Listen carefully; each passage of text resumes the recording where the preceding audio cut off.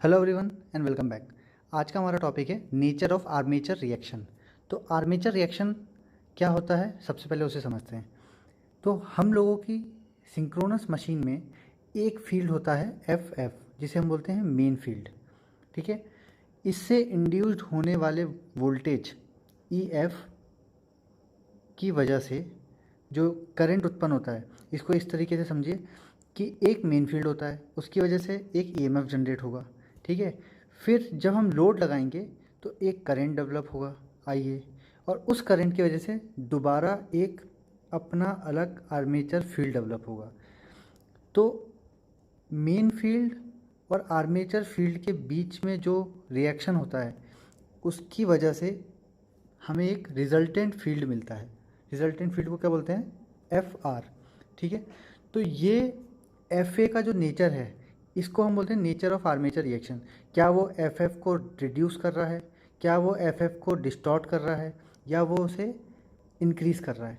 तो तीन कंडीशन हम पे आ गई कि या तो हमारी मेन फील्ड को डीमैग्नेटाइज किया जा सकता है, मतलब उसे कम किया जा सकता है, या उसे मैग्नेटाइज किया जा सकता है, या उसे क्रॉस मैग्नेटाइज मतलब अगर फील्ड की डायरेक्शन ये है और आपकी आर्मेचर फील्ड की डायरेक्शन ये है, तो ये इस फील्ड को डिस्टॉर्ट करेगा, मतलब उसे ख़राब करेगा। तो इसे बोलते हैं क्रॉस मैग्नेटाइजेशन।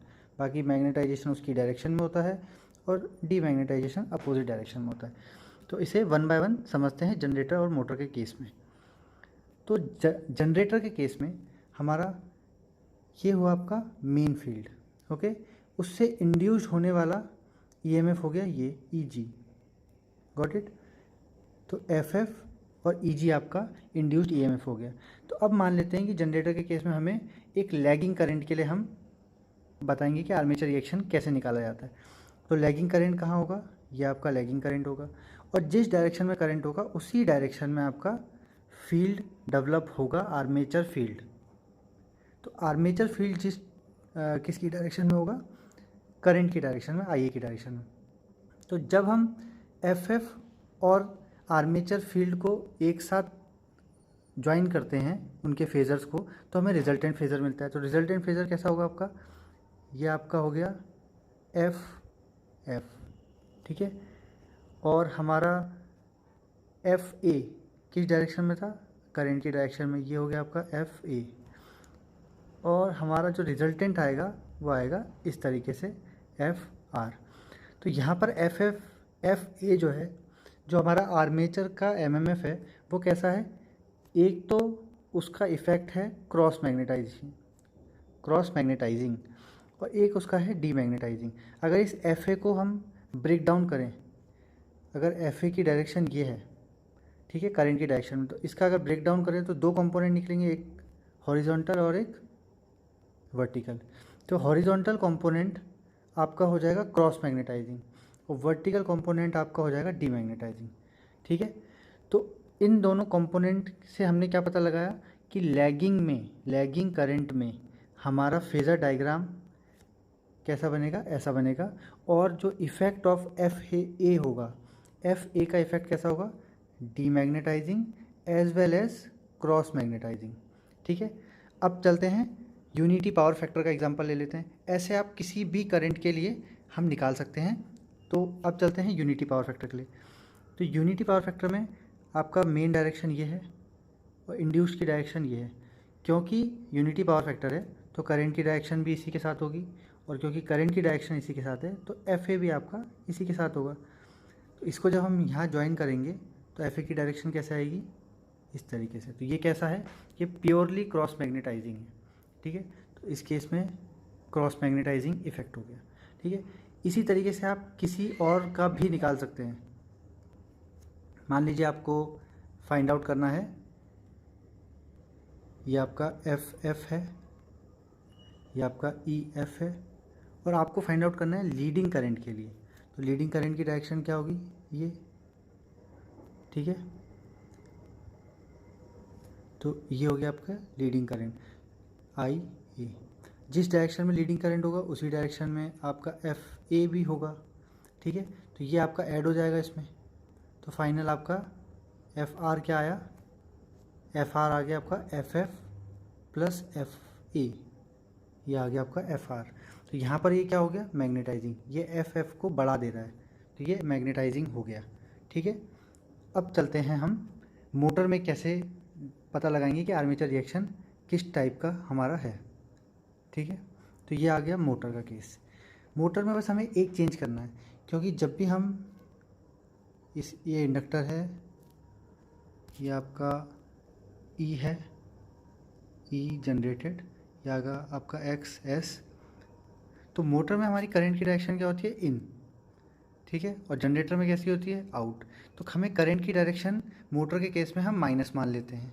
ठीक है, मतलब वो क्योंकि वो अपोजिट है जस्ट जनरेटर के। तो बस फेज़र में हमें बस ये चेंज करना है कि करंट की डायरेक्शन को हमें 180 डिग्री शिफ्ट कर देना है। ठीक है, तो अब चलते हैं कैसे हम डायग्राम बनाएंगे। तो ये आपका एफ एफ जैसे हम पहले बनाया करते थे, ये आपका ई जी। ठीक है, एफ एफ की वजह से ई जी जनरेट हुआ। ठीक है, इंड्यूस्ड ई एम एफ आया।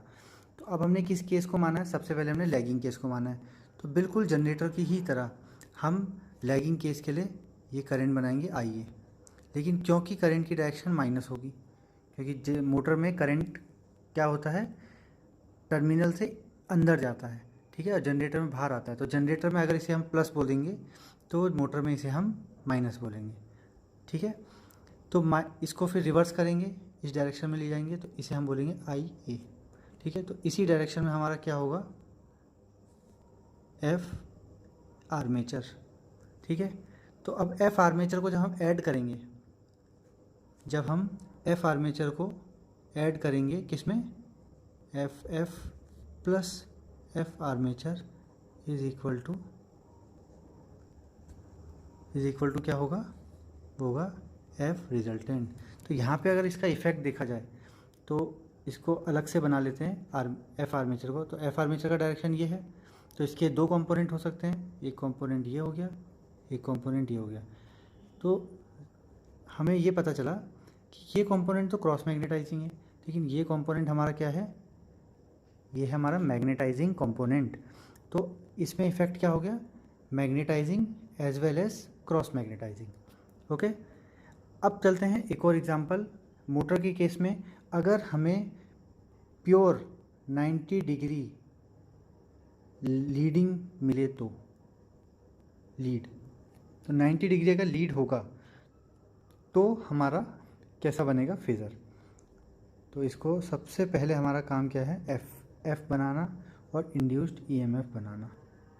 ये हो गया हमारा एफ। ठीक है, अब करंट लीड कर रहा है, तो ये हो गया माइनस आई ए, माइनस साइन हमको लेना ही है। ठीक है, तो माइनस साइन अगर ले लिया तो इसको अपोजिट में बनाएंगे तो हम प्लस आई ए आ जाएगा। 180 डिग्री शिफ्ट करेंगे तो माइनस हटाने के लिए 180 डिग्री शिफ्ट करना पड़ता है फेज़र को। तो मोटर के केस में इसीलिए हम इसे अपोजिट में बनाते हैं। और ये आपका हो गया एफ ए।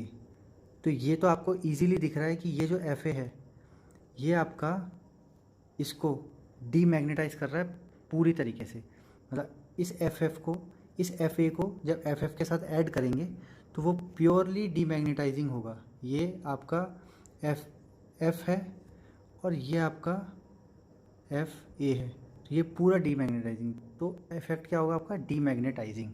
तो इस तरीके से हमने समझा कि कैसे हम आर्मेचर रिएक्शन का नेचर को जान सकते हैं, कि वो क्रॉस मैग्नेटाइजिंग है, कि वो रीमैग्नेटाइजिंग है, या वो क्या है, डीमैग्नेटाइजिंग। तो मैग्नेटाइजिंग, डीमैग्नेटाइजिंग या दोनों का कॉम्बिनेशन भी हो सकता है, या फिर वो कोई एक पर्टिकुलर हो सकता है कि सिर्फ क्रॉस मैग्नेटाइजिंग है। तो वो डिपेंड करता है कि करंट आपका लीड है, लैगिंग है, और मोटर है कि जनरेटर है। तो दोनों के लिए आप आसानी से बना सकते हैं फेजर्स को। तो आज के लिए बस इतना ही। Thank you very much and please share and subscribe the video.